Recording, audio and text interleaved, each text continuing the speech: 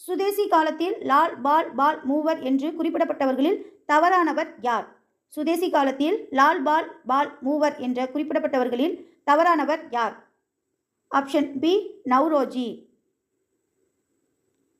அடுத்து பொறுத்துக வினா.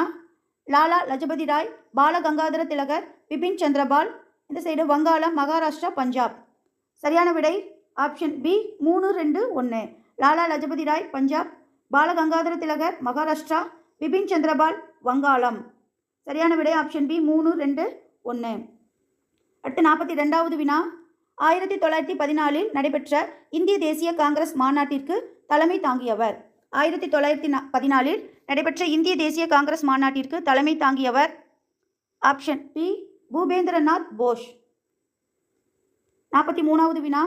முதலில் பால கங்காதர திலகர் ஏப்ரல் மாதத்தில் ஹோம் ரூல் இயக்கத்தை எங்கு துவங்கினார்? முதலில்